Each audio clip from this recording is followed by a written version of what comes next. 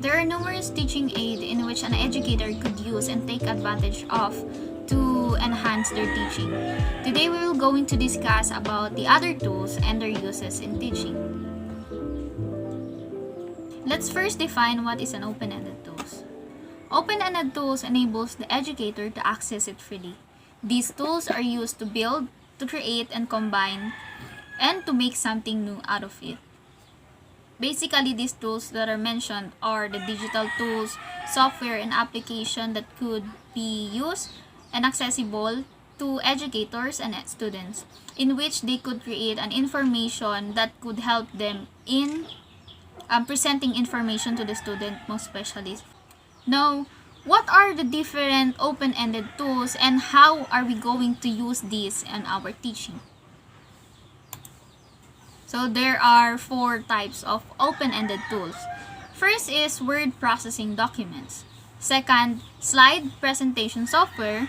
Third, electronic reference materials. And fourth is tablet and cell phone apps. I know some of these categories or some of these tools are quite familiar to you and you use it especially on schoolwork or even if you have an activity. So, but let's define it one by one and ano yung uses nito sa teaching itself. First is word processing documents. I know this is quite familiar to you, but allow me to read it out and define what is word processing documents. A word processing document is any text-based document that looks the same whether it is viewed on a computer screen or printed out in a hard copy. So basically, this is a software in which you could edit out some text-based document, insert picture, shapes, and even some graph in which you could creatively present and create a handouts or activity worksheets to your students. So what are the word processing softwares that are available online and offline in which an educator could use? First is Microsoft Word. Second is LibreOffice Writer. Third is the WPS Office Free Writer. Fourth is Focuswriter. And fifth is Free Office Text Maker. Just like what I've said earlier, this application or software, you can edit out some text, even insert some pictures, put design on the margins, lines, graphs. Depende kung on how creative you are sa paggawa ng hard copies or even some worksheets that could use in a classroom and present dense information sa mga students mo. Next is slide presentation software. Presentation software or a presentation program is a desktop or cloud-based application that allows the user to present information to an audience using a sequence of multimedia formats.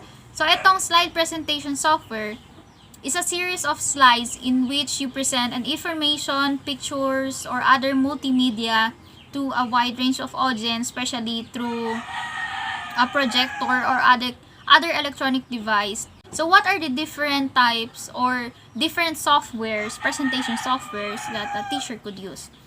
First is Microsoft software, second Keynote, Google Slide, Prezi, and Canva. So these are some of the presentation softwares that a teacher could use. Of course, these following softwares has different engines and different commands.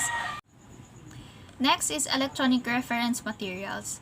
Electronic materials are various sources that provide background information or quick facts on a given topic.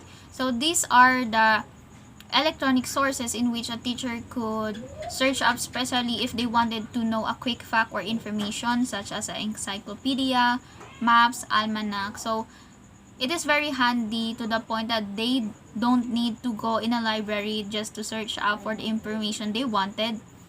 Pero, in just small amount of time, they need to search for this keyword and then automatically nandun na kaagad yung result.